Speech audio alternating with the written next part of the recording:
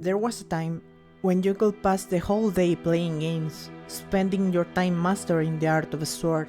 Every enemy was a fun and intriguing challenge to test your skills and make you feel like the heroes that stories talk about. You were a legend who could save the world. You were powerful. Until you weren't. Now you are unable to fight. Maybe you are unable to decide which fight to take. Maybe this is what age does to a person, you say. But here's the thing. You're only in your 20s. Okay, let me start from the beginning.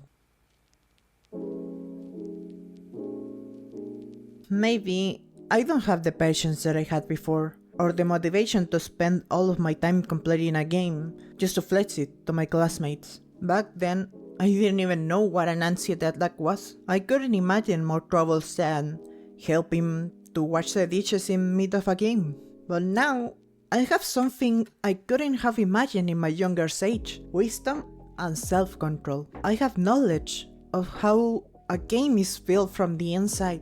I understand mechanics, scripts, and all the parts that compose a game itself. I know what is a developer, and how games are made, what kind of people make them, and what they are thinking about when they do it. I know how to manage my resources. I watched countless videos of people exploring game mechanics in ways I couldn't even think of.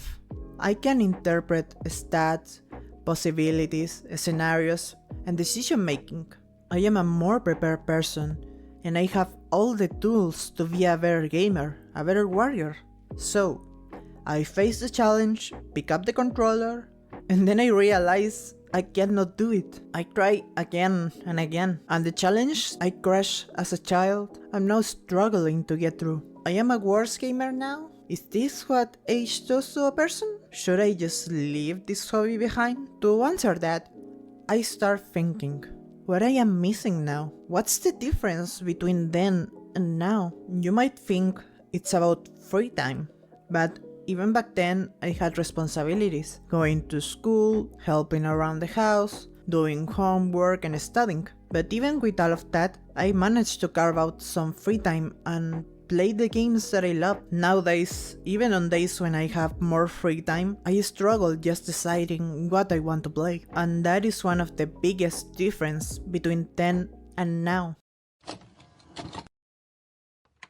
This is a concept that might be strange to younger people, but in the past, when we wanted to choose the next game to buy, we didn't just open Steam and scroll through an unlimited number of offers and releases. We had to go to the store and pick the one game your parents let you buy, either because of the lack of options, or because they didn't think spending money on games was worth it. When you got to the store, you already had an idea of what you wanted, because this was the only game you were going to have for the next month, maybe for the entire year.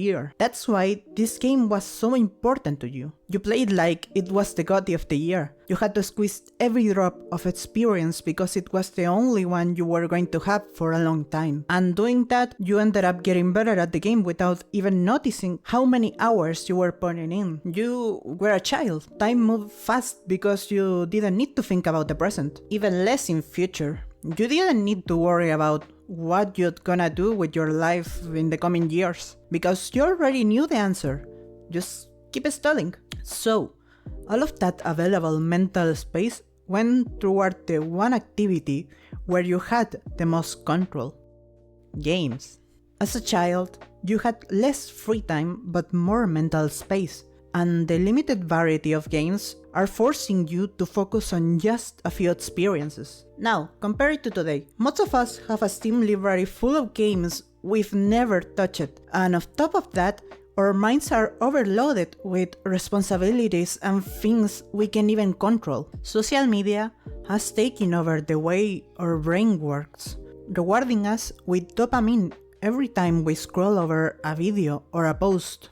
The other day, I was surprised watching a family member, only a bit older than me, who couldn't even finish a video once the main point had been made. It's like if in the first 3 seconds of the video I gave you a condensed answer to the main topic and you just skip the rest. We are being trained to absorb the maximum amount of information in the shortest time possible, but we are no longer able to sit with that we just consume and think around it. And that leads me to my second point.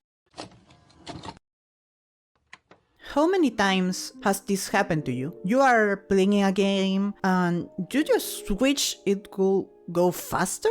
You have to travel a long distance and wish there was a fast travel option. Or maybe the dialogue is too long and you wish there was a skip button. You just came from watching someone speedrun the game and finish it like in 20 minutes, and here you are wasting an hour talking to a random NPC. But here's the thing, you're not a speedrunner, not because you can be, but because that's not the experience you're playing. Speedrunning, it's a completely different game, and you need to understand when it's time to play faster and when it's time to play better. I could make a whole video about pacing in games and how we've stopped enjoying them because we're trying to optimize everything. And maybe I will do it someday. Ask yourself, how many times were you playing a game, tried to rush through something, failed, and then instead of slowing down, keep rushing, leading to more failures and more frustration. In the end,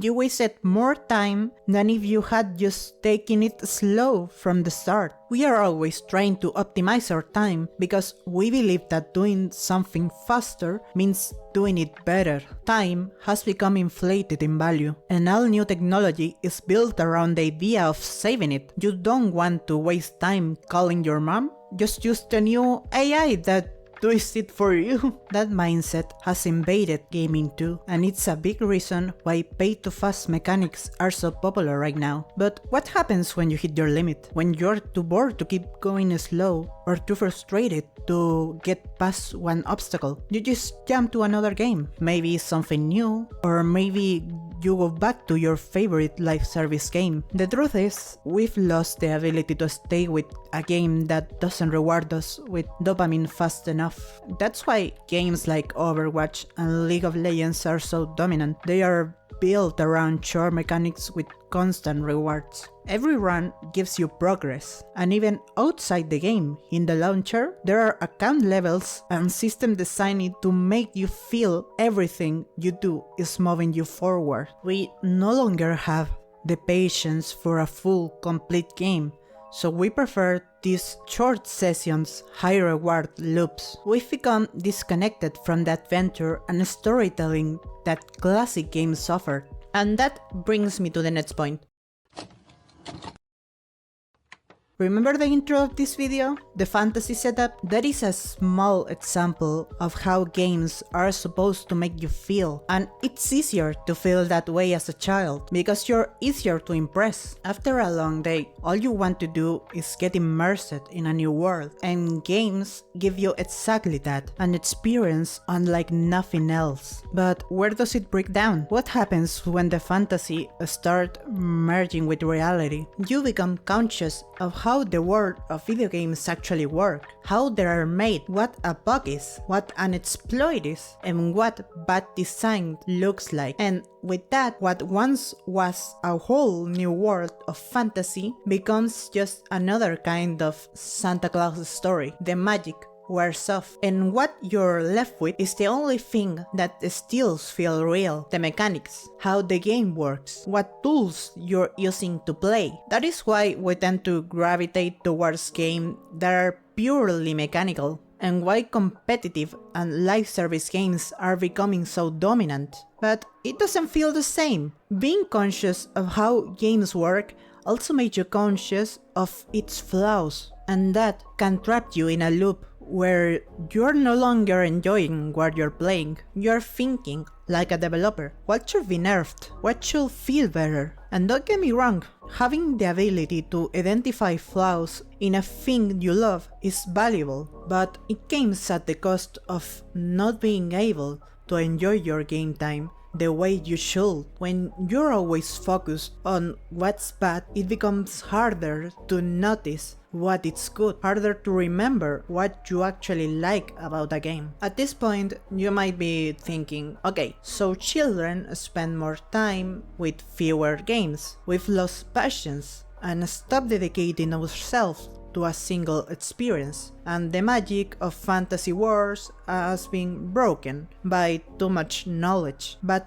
that still doesn't explain why I'm struggling with games I dominated years ago. I'm the same person holding the same controller, right? Here's the thing. Maybe you're not.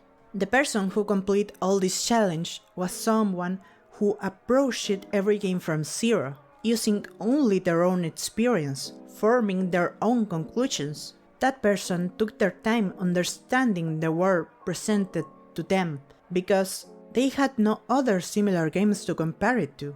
That person has dedication. They wanted to get better because they choose to, and they give all the time needed to that goal. They didn't track the hours they put into a game and didn't care, because the only measure that mattered was whether the challenge was completed or not. They didn't care about understanding how the game worked from inside, whether the mechanic was broken or should be nerfed. They just took the tools the game gave them and used everything they had to reach their goal. And most importantly, they enjoyed every second of that experience because they felt the adventure. They were on a journey and there were no rules for how the path had to be traveled. My conclusion is simply this. I want to invite you to sit down, start a game, and feel like you're actually there. You are that character. This is your adventure. Don't set objectives. Don't try to analyze every mechanic. Just flow into the world in front of you, and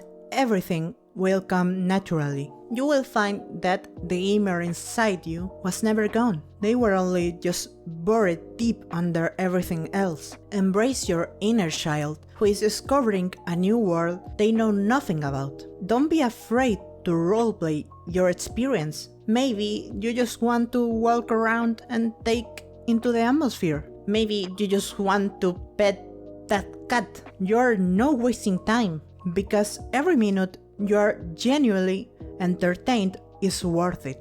And with that mindset, you'll find that all those challenges that felt impossible will become doable. But because you remember how to take your time, how to get better gradually before throwing the towel.